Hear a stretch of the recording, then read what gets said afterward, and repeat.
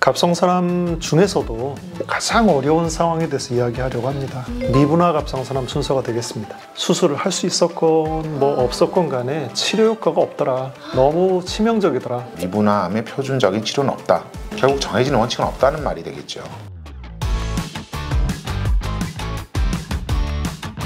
미분암이 이렇게 위험하고 무섭지만 최근에 발전 있죠? 노력하고 있죠. 이게 이제 빈도수가 적기 때문에 모든 기관이 다 참여할 수는 없는데 저희 같은 기관은 이런 환자들이 상대적으로 좀 많아서 연구를 많이 하게 됐는데 제가 발표했던 논문에서는 어떻게 해도 치료가 안 된다. 네. 딜레마다라고 표현했지만 우리가 이제 2015년이 되면서 새로운 치료법을 도입을 해요. 그러면서 2018년까지의 이제 데이터를 모아서 했는데 이 데이터는 이제 46명의 데이터를 이렇게 모았고요. 치료를 이런 식으로 했어요. 그 항암 치료를 먼저 합니다. 2사이클을 네. 하고 나서 수술이 가능하면 수술을 하고 그리고 수술이 불가능하다고 판단되면 더 많은 사이클의 항암제 치료를 했어요. 그걸 하면서 그때 이제 표적 치료도 이제 이렇게 도입을 했습니다. 이때는 주로 사용했던 게 이제 파클리탁셀이라고 하는 그 탁솔 계통의 항암제인데요. 저게 이제 주목에서 나온 성분으로 만든 거예요. 그래서 그 결과를 좀 보면 저런 치료를 통해서 14명, 그 30%가 넘는 환자가 깔끔하게 그 수술이 가능했고요. 그리고 이제 수술을 못한 사람들 중에서도 여기 보이는 대로 37%를 생존을 시켰어요. 그리고 생존된 기간은 252일 이렇게 돼 있습니다. 그래서 이제 굉장히 이제 높은 평균 생존 기간에 증진이 있었다 이렇게 이야기를 하는 거죠. 근데 뭔가 확실히 도움도 많이 되고 생존 기간도 길어진 것 같긴 한데 그래도 다른 그 갑상선 암들에 비하면 뭔가 획기적으로 확 나을 수 없는 느낌이 들어요. 네, 그 말이 맞죠. 이 결과는 이제 2018년까지 데이터이기 때문에 치료 방법에 한계가 있긴 했었습니다.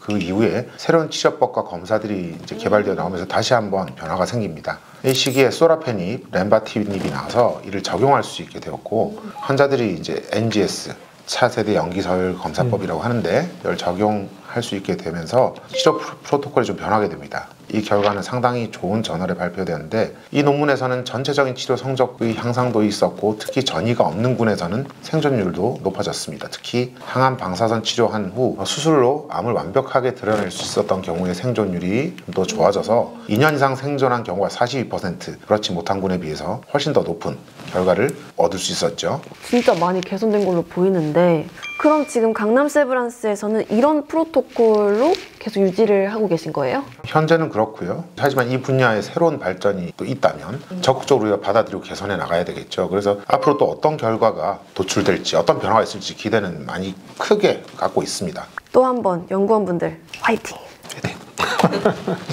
자, 이제 이 내용도 한번 정리하고 넘어갔으면 좋겠는데요. 그 치료 원칙은 따로 없다라고 돼 있었어요. 네. 딱히 정해진 건 없는데 우리가 한번 생각해 볼 필요는 있는 거죠. 수술이 가능하면 적극적으로 수술해라. 근데 이제 너무 심한 수술은 하지 않아야 됩니다. 이제 이거는 이제 뭐냐면 미분암인데 기도를 자르고 식도를 자르고 뭐 이렇게 되는 수술은 바람직하지가 않아요.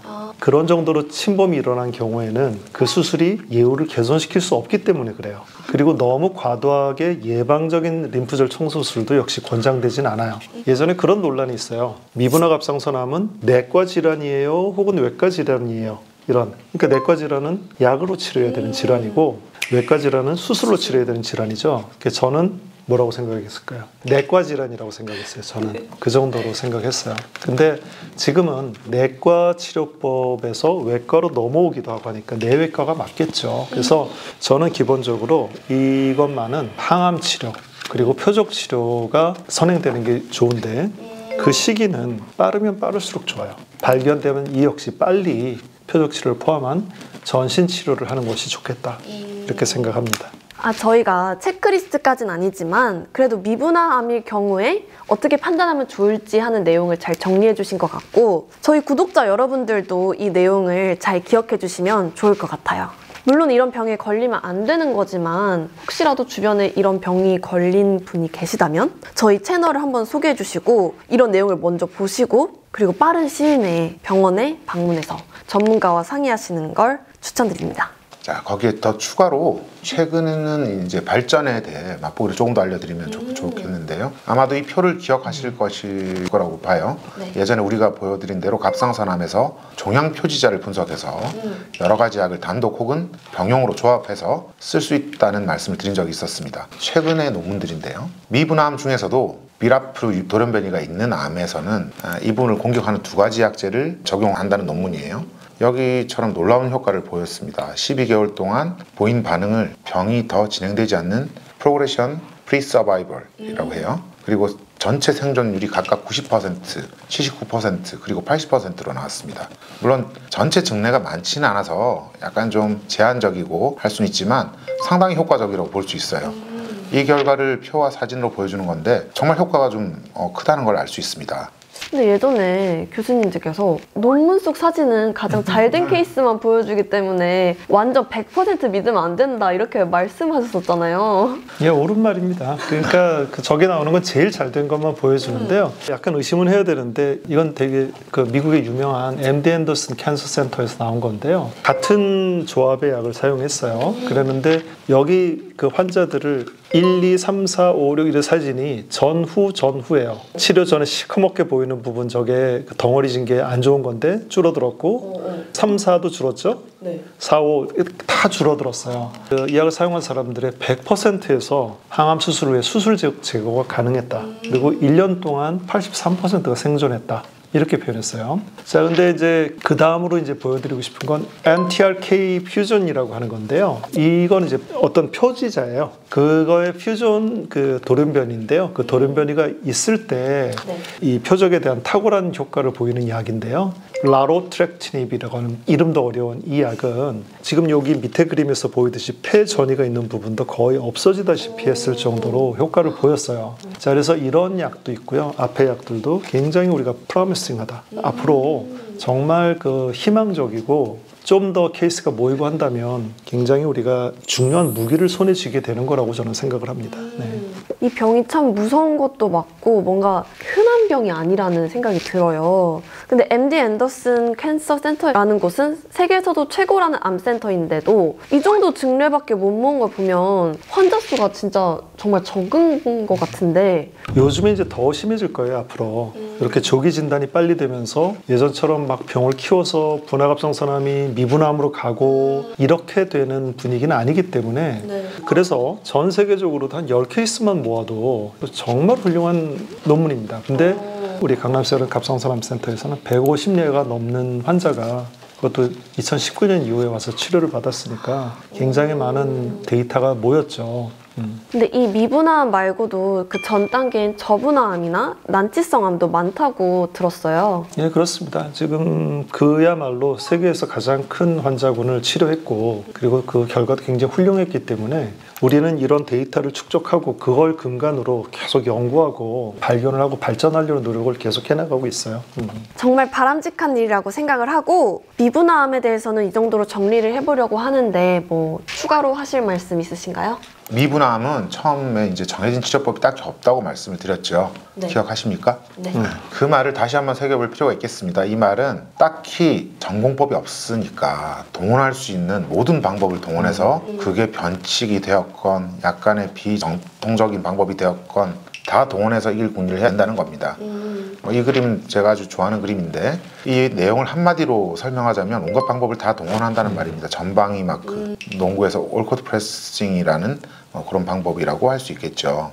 딱히 정해진 치료법이 없다는 말은 그만큼 저희가 더 많은 것을 이용해서 총 동력을 다해서 할 수 있다라는 생각이 또 들어요. 앞으로도 연구를 더 계속해서 더 좋은 치료법이 계속 개발될 거라고 전 믿습니다. 오늘도 두 분 정말 고생이 많으셨습니다. 여러분, 사실 이로써 우리가 예정했던 갑상선 관련 내용은 오늘로 끝나게 되었습니다. 오늘 저희 쫑파티 합니다. 그간 저희가 한 1년 정도 촬영을 해왔는데 두 분 정말 고생이 많으셨어요. 자, 하여튼 뭐 MC도 정말 이 내용 자체를 모르는 분이잖아요. 그쵸? 그리고 여기 스태프분들도 정말 생소한 내용을 다루는데도 잘 적응을 해주셨고 내용도 또 잘 편집해주고 정말 감사하게 생각합니다. 네. 저희가 이대로 뭔가 끝나기에는 조금 아쉬운 것 같다는 생각도 드는데 또 다른 계획 있으신가요? 우리가 이 채널을 이제 진행해 오면서 우리가 지금 추구하고자 했던 건 정통이죠, 정통파. 그렇죠. 정통파 이야기 말고도 할 이야기가 이제 많다는 걸 많이 깨닫게 됐어요. 정통파는 정통파 이야기대로 하는데 중간중간에 이제 MC가 던진 질문도 있고 또 카페에서 올라온 질문도 있고 여러 가지 또 이야기가 있더라고요. 제가 뭔가 질문했었나요? 지난 시간에 저는 인상 깊었던 게 림프 마사지.